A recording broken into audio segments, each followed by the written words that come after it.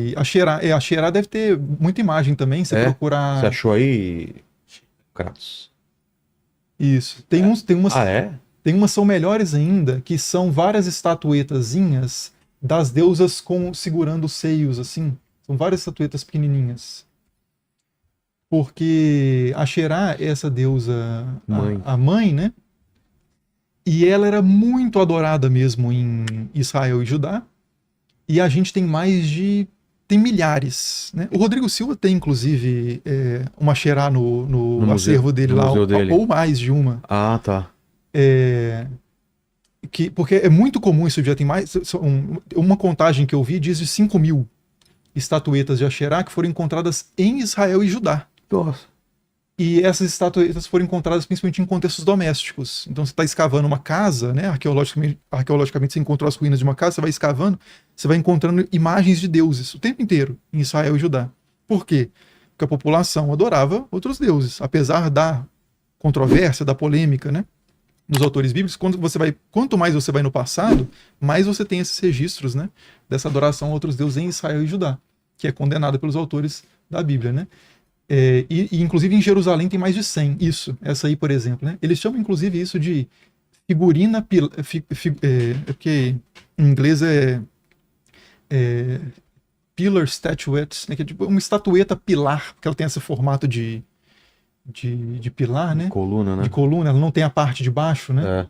É. Mas é estatueta pilar da Judéia. Essa característica aí são as estatuetas pilar da Judéia, são muito características da Judéia especificamente. Não é uma coisa de estrangeiros trazendo para Judá. Sim. É um culto nativo mesmo daquela região. As pessoas adoravam essas deusas por meio desses objetos, né? Que representam a deusa, né? É uma presença concreta da deusa. E aí tem várias, né? Tem centenas dessas. Só em Jerusalém tem mais de 100 que foram encontradas, né, pelos arqueólogos. Essa é uma imagem que é Marduk, não é tão certo, né? Mas assim, uma interpretação dessa imagem é que é Marduk com um raio ali, né? 2 raios, um em cada mão. E um relógio de pulso, né? Rolex. Olha que estranho. Cara com Garmin aí, ó. Que todos os deuses, né, em geral, na Mesopotâmia, usam esse Rolex aí, carregam uma bolsinha também que o pessoal fica maluco, né, de alienígenas do passado. O que seria isso no pulso dele? Bracelete, né? Não é uma tipo de bússola da época, não tem como, né? Não, é um bracelete. Tá. Ou no caso aí, mais uma pulseira, né? E aí é o deus Marduk enfrentando um ser híbrido que pode representar Tiamat, que é essa deusa primordial, que é na história do Enuma Elish lá, que é o livro que eu citei, babilônico. Marduk ele derrota essa deusa primordial, né? Que também com o poder do raio. E é o deus babilônico, né? Esse deus é muito interessante, inclusive, porque como a Babilônia dominou a região ali daquele Antigo Oriente Próximo todo, num certo período, Judá virou uma província da Babilônia. E quando a Babilônia quando Judá é liberto do cativeiro babilônico, não é que eles passaram a ser soberanos de novo. É porque agora eles estão sob o domínio da Pérsia. E a Pérsia tem um pouco. O jugo é mais suave. Ah, é?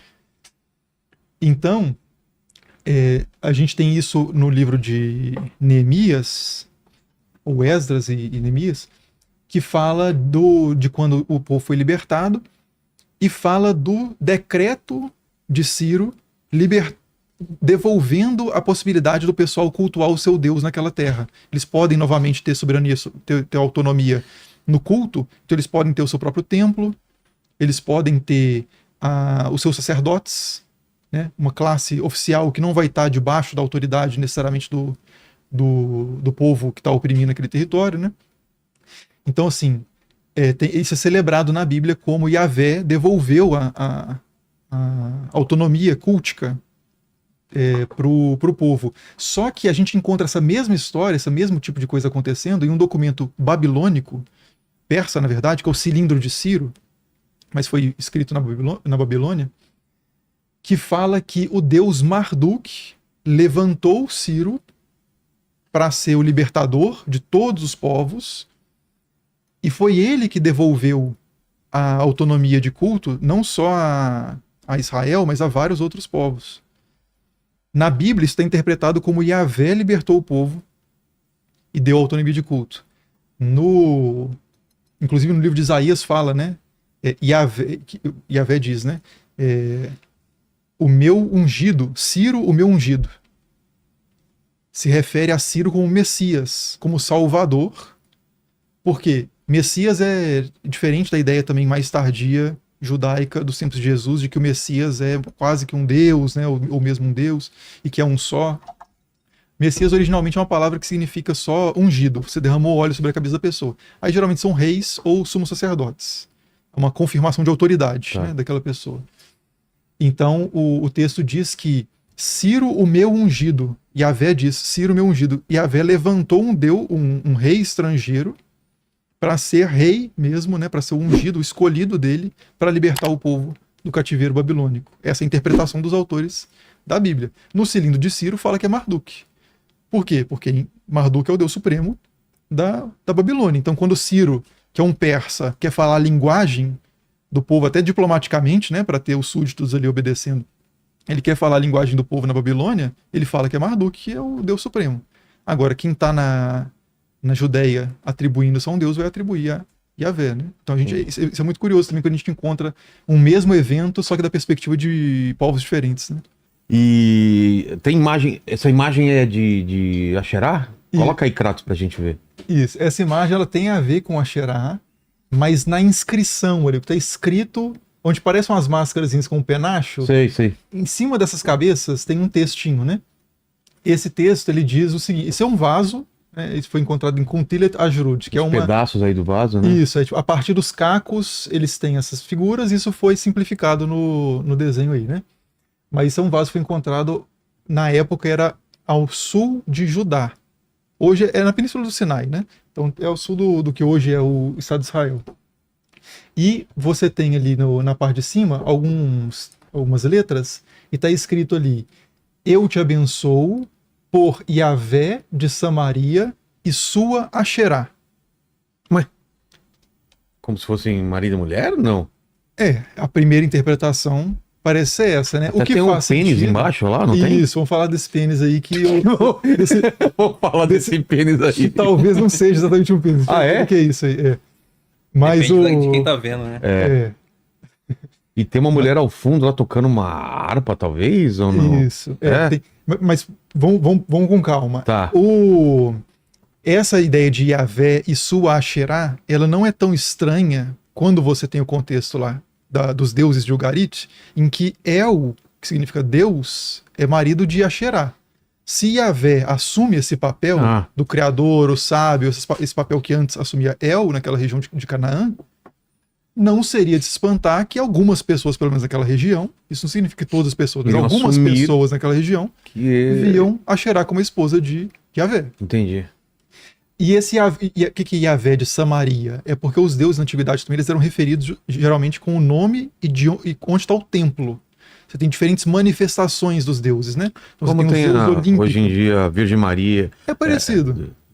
Parecida. Assim, acho que os católicos não vão gostar tanto mas eu entendi a comparação, mas tem uma semelhança, né? De você relacionar aquela pessoa, aquele ser com o lugar de manifestação original. Então, por exemplo, o Zeus Olímpico é o Zeus da cidade de Olímpia, né? Onde aconteceu as Olimpíadas, etc. Você tem o Zeus Heliopolitano, que eu falei, que é o Zeus da cidade de Heliópolis. Então os caras geralmente falam o nome mais a região. Então aí você tem Yahvé de Samaria, referente a provavelmente um templo que havia de Yahvé em Samaria, e sua Asherá. Aí você tem outras inscrições também desse mesmo contexto que falam: eu te abençoo por Yahvé de Temã, que é outra região, e sua Asherá. Tá. Isso parece, a gente tem pelo menos 3 inscrições que falam de Yahvé e sua Asherá. Só que o desenho, geralmente esse desenho, quando o pessoal fala sobre esse assunto, ele circula como sendo Yahvé e Asherá, e como aquilo, a figura maior sendo uma representação visual de Yahvé com um pênis, né? Só que uma outra interpretação, que eu acho que faz mais sentido, é de que isso aí é o deus Bes, que é um deus egípcio, que era muito popular em Canaã, ele é muito popular também. Os deuses não têm fronteiras geográficas desse sentido, né? Tem alguns, por exemplo, deuses do parto, que às vezes o culto dele pega em um lugar e ele é adotado para aquele lugar, né? Então há uma circulação cultural nesse sentido. Então, o Bes era uma figura que era adorada em contextos domésticos em todo o Canaã, mas a origem dele é egípcia. E o Bes, ele tem exatamente essas características, então acho que é muito forçado atribuir isso como se fosse Yahvé e Asherá, simplesmente por isso está embaixo do texto, porque esse vaso ele tem vários desenhos. Não significa que foi a mesma pessoa que fez cada um dos desenhos e a inscrição. Entendi. Tem até estilos diferentes, né? Você pega, por exemplo, os animais são diferentes, né? Estão com o traço mais fino. Isso. Mas a gente pode... Deixa eu só passar para o Bes, né? Tá. Vê se você encontra no Google aí umas imagens de Bes, porque ele tem exatamente essas características, ele tem o penacho na cabeça, tá vendo? Ele tem a orelhinha que parece muito com aquela da figura, e tem várias figuras de Bes, como ele é um deus egípcio originalmente, os sacerdotes egípcios eles aparecem com uma pele de leopardo. Então, sobre os ombros. Sobre os ombros, e ela vai nas costas, né? Então a pata do leopardo fica aqui, a cabeça às vezes também pende aqui no ombro e desce, ou embaixo do rosto, e o resto do leopardo, o resto da pele dele vai por trás. E aí você tem algumas representações de Bes, vamos ver se eu acho alguma aqui, em que ele tem o rabo do leopardo pendente ali atrás dele. Não! Isso, essa tá Cadê? Aí. Tá vendo? Então poderia ser o rabinho dele. Isso não é dele, é da roupa que ele usa. Tá. O rabinho da roupa do leopardo. Vê se a gente encontra alguma que tem o leopardo, que dá pra ver que ele tá usando uma pele de leopardo. Tem esse esqueminha mais desenhado. Cadê? Ali, tipo esse mesmo. Esse? Tá. Ali tem um leopardo desenhado, né? O rabo não tá pendente atrás, mas você imagina que em algumas situações eles vão colocar o rabo representado. Tem umas estátuas também que trazem o leopardo destacado. Simpática essa figura aí, né, Muito, Kratos? Né? Parece bem simpático. Parece um desenho animado, não parece um guru de desenho animado. Um dos papéis principais dele, às vezes ele parece com um pênis também, mas um dos papéis principais dele era a proteção dos partos, né? Então era um ser... Mas ele aparece como fêmea e macho. Entendi. Também. E aí quando a gente volta para a imagem lá do Kuntilet Ajrud, volta lá para aquele vaso, por favor, do desenho, esse.